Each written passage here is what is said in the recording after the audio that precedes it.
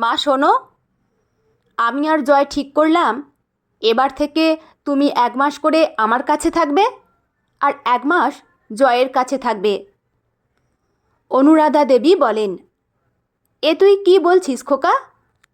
তোর বাবা গেছেন 6 মাসও হয়নি। আমার বাড়ি ছেড়ে আমি কেন জয়ের কাছে থাকব? মিতালি বলে, কেন মা? জয়ও তো আপনাদের ছেলে। আপনারাই ওকে রাস্তা থেকে তুলে এনে দত্তক নিয়েছিলেন। জয়ের পরিচয় তো ও আপনাদের ছেলে। তাছাড়া বাবা তো অর্ধেক সম্পত্তি জয়কে লিখে দিয়েছেন। তাহলে মা বাবার দায়িত্বটাও তো দুজনের হওয়া উচিত। সব দায়িত্ব কি আপনার ছেলের একার? কিন্তু বড় বৌমা, তোমার বাবার চিকিৎসার খরচ তো ছোট খোকা পাঠাতো। টাকা পাঠালেই কি সব হয়ে যায় মা? বাবার দেখাশোনা আপনি করতেন ঠিকই, কিন্তু আমাদের রান্না, আবার বাবার জন্য আলাদা রুগীর পথ্য করা, সেসব তো আমি একাই করেছি। আপনার ছোট বৌমা মাঝে মাঝে আসতো, দেখে চলে যেত। বৌমা, সে তো চাকরি করে, এখানে এসে থাকবে কি করে? ঠিকই তো মা, সে চাকরি করে আর আমি তো বেকার। আমি যে এই এত বছর ধরে সংসার সামলে দুটো বাচ্চাকে বড় করলাম, সেসব তো আপনার চোখে পড়েনি কখনো। কিন্তু বৌমা, এই এতগুলো বছর তো তুমি একা সংসার সামলাওনি মা। আমি তো তোমার হাতে হাতে সাহায্য করতাম, আর রান্নাটাও তো করতাম। এই কয়েক মাস তোমার বাবা অসুস্থ হওয়াতে আমি রান্নাঘরে যেতে পারিনি। এখনও তো আপনি কোনো কাজ করেন না। কি করব বলো বৌমা? এতগুলো মাস রোগীর সেবা করতে করতে আমার শরীরটা খুব ভেঙে গেছে। পায়ের ব্যথা, তার উপর বিশ্রামের অভাবে হাত পা কাঁপে। তা মা, আমি তো আপনাকে কোনো কাজ করতে বলছি না। মাঝে মাঝে ওদের ওখানে থাকুন, দেখুন আপনার রাস্তা থেকে তুলে আনা পালিত পুত্র, চাকরি করা বৌমা কেমন আপনার সেবা করে। সন্ধেবেলা শুভ অফিস থেকে ফিরে বলে, মা, কাল সকালে রেডি হয়ে থাকবে।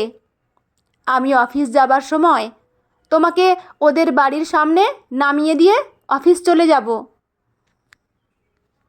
বাস থেকে নামতেই অনুরাধা দেবী দেখেন জয় দাঁড়িয়ে আছে। অনুরাধা দেবী জয়ের বাড়িতে আগে কয়েকবার এসেছিলেন।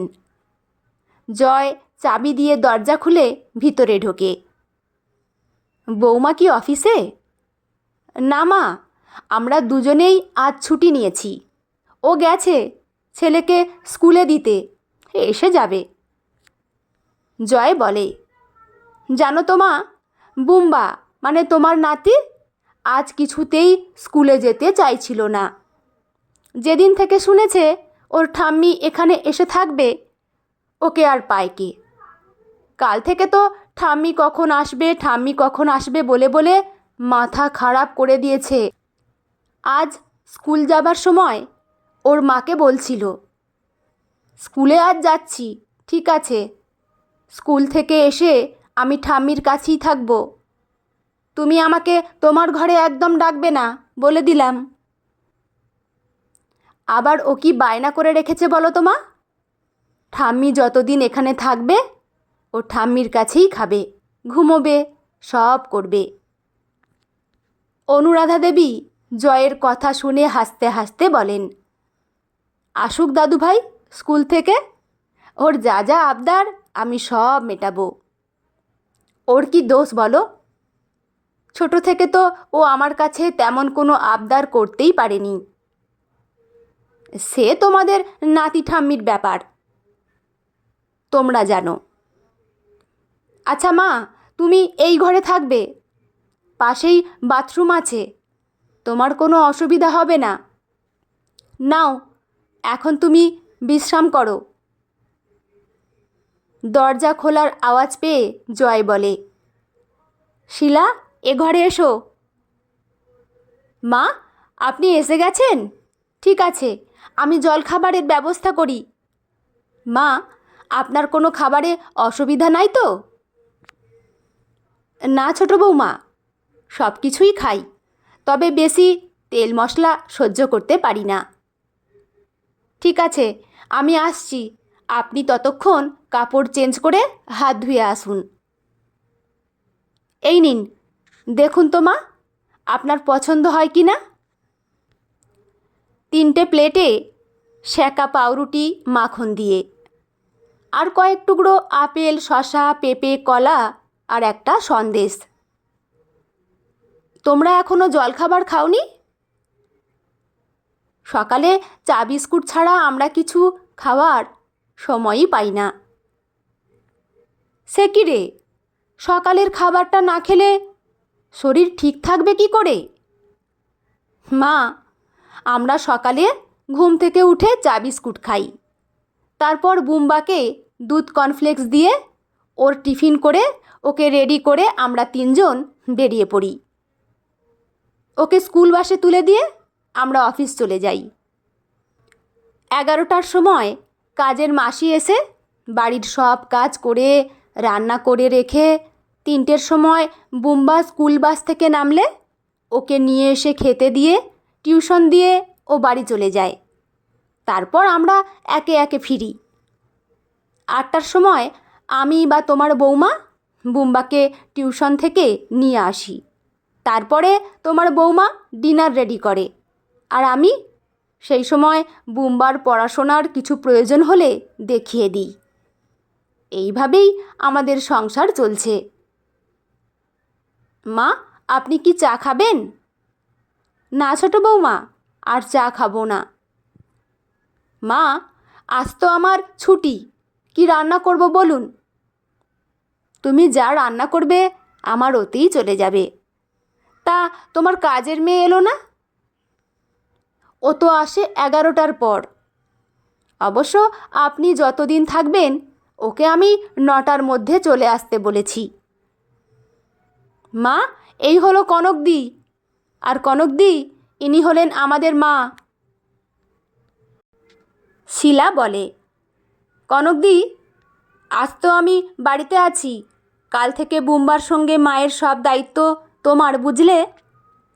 কনক বলে, সে তোমার কোনো চিন্তা করতে হবে না বৌদি, মাসিমার যত্নের কোনো ত্রুটি হবে না গো। এ কি মা, আপনি রান্নাঘরে এলেন, কিছু লাগবে আপনার? না গো বৌমা, যদি তোমাদের কাজে কিছু সাহায্য। এ কি কথা মাসিমা, আমি থাকতে আপনি আমায় সাহায্য করলে বৌদি আমাকে আস্ত রাখবে না? হ্যাঁ কনকদি, তুমি একদম ঠিক কথা বলেছ। মা, আপনি এখানে শুধু বিশ্রাম করবেন। হ্যাঁ, যদি আপনার বাইরে হাঁটতে যেতে ইচ্ছা করে তাহলে বিকেলে কনকদির সঙ্গে যাবেন, একদম একা একা বাইরে যাবেন না। এইভাবেই 1 মাস নিজের ছেলের কাছে আর 1 মাস পালিত ছেলের কাছে এইভাবেই চলছিল অনুরাধা দেবীর জীবন। ছোট্ট বুম্বাকে নিয়ে বেশ ভালোই দিনগুলো কাটছিল তার। বছরখানেক পর, মা, জয়ের তো কালকে তোমাকে নিয়ে যাবার কথা। জয় আজ ফোন করে বলল জয়ের চাকরিটা চলে গেছে, ও একটা অন্য চাকরির ব্যবস্থা করে তবেই তোমাকে নিয়ে যাবে। কটা দিন দেরি হবে। বড় বৌমা বলে, তা সে কথা কতটা সত্যি সেই জানে। এ তুমি কি বলছো বড় বৌমা? জয় কেন মিথ্যা কথা বলতে যাবে? সে আপনার পালিত ছেলেই জানে। তা মা, আপনার ছোট বৌমা তো আর আমার মতো বেকার না, মোটা টাকা মাইনে পায়। সে আপনার দায়িত্ব নিতে পারছে না? দিদিভাই, তুমি একদম ঠিক কথা বলেছ। এ কি ছোট বৌমা তুমি? হ্যাঁ মা, আমি এলাম আপনাকে নিতে। আপনার ছেলে তো এখন রোজ কাজের খোঁজে বেরোচ্ছে, তাই তো আমিই এলাম। আমার মাকে নিয়ে যেতে। সেই কোন ছোটোবেলায় আমি আমার মাকে হারিয়েছি। ভেবেছিলাম বিয়ের পর মা পাবো, সেটাও তো তুমি হতে দাওনি দিদিভাই। আমি তো চাকরি করতে চাইনি, কিন্তু তুমি প্রতি পদে পদে আমাকে মনে করাতে আমি এ বাড়ির কেউ না, তুমিই একমাত্র মিত্র বাড়ির বউ। আমার স্বামীকে রাস্তা থেকে কুড়িয়ে আনা হয়েছিল। আমার স্বামী রোজগার কম করতো বলে মাঝে মাঝেই কথা শোনাতে। যেদিন তুমি খেতে দিতে, আমার স্বামীকে দুটোর বেশি রুটি দিতে না, মাছের পিসও ছোট দিতে। দেখুন মা, দেখুন আপনার ছোট বৌমা আমার নামে কী সব মিথ্যে বদনাম দিচ্ছে। অনুরাধা দেবী বলেন, বড় বৌমা একটা কথা বলি, আমার বয়স হয়েছে, সব কিছুতে থাকি না, যাতে ঝামেলা বাড়ে। তা বলে কি ভেবেছিলে আমার চোখে কিছুই পড়েনি, কানে কি কিছুই শুনিনি? সবই দেখেছি, সবই শুনেছি। খালি অশান্তি হবার ভয়ে কালা বোবা অন্ধ সেজেছিলাম। তার উপর তোমাদের বাবা তখন শয্যাশায়ী। তার সেবা করব না তোমাদের কুটকাচালিতে যোগ দেব? শিলা বলে, দাঁড়াও দিদিভাই, আরও কয়েকটা কথা বাকি আছে, শোনো। তোমার ছেলে মেয়েকেও তুমি সেই শিক্ষা দিতে। তারা কাকার কাছে এলে, কোনো আবদার করলে, বলতে, ও কি তোমার নিজের কাকা যে ওর কাছে আবদার করছো? সবার খাওয়া হয়ে যাবার পর রান্নাঘরে তুমি আর আমি খেতে বসতাম। আমাকে পরিমাণে ভাত তরকারি কম দিয়ে বলতে, তুই তো অনেক মোটা, এই কম বয়সে এত মোটা হলে ঠাকুরপোর পাশে তোকে মানায় না, তাই একটু কম খা। এক একদিন তো মাছও দিতে না, মাংস হলে 1 পিস দিতে। একদিন মনে আছে, মা দেখতে পেয়ে জিজ্ঞেস করতে তুমি বলেছিলে আমি ডায়েটিং করছি, বেশি দিলে আমি খাবার নষ্ট করব তাই। সেদিন মা কি বুঝেছিলেন জানি না, কিন্তু তুমি যখন থাকতে না, কোথাও যেতে, তখন মা আমাকে আমার প্রয়োজন মতো ভাত বাটি ভর্তি করে মাছ বা মাংস দিতেন। সংসারে দাদার সমান টাকা দেব বলে আমি চাকরির চেষ্টা করি, চাকরিও পাই। তখন তুমি বলা শুরু করলে সংসারের কাজ তুমি করছো, আর আমি বাইরে গায়ে হাওয়া লাগিয়ে বেড়াচ্ছি। তাই সেদিন মা বাবা আমাদের বলেছিলেন আমরা যেন আলাদা থাকি, আর তাও সেখানেও তুমি থেমে থাকলে না। যেদিন জানতে পারলে বাবা তার 2 ছেলেকে সম্পত্তি সমানভাবে ভাগ করে দিয়েছেন, সেদিন থেকেই মায়ের সঙ্গে ঝামেলা শুরু করলে, মাকে দুভাগ করলে। ছাড়ো সেসব কথা।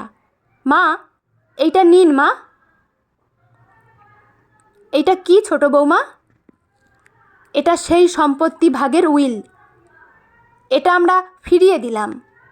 বাবার সম্পত্তি সব আপনি আপনার নিজের ছেলেকে দিয়ে দিন, কোনো সম্পত্তি আমাদের চাই না।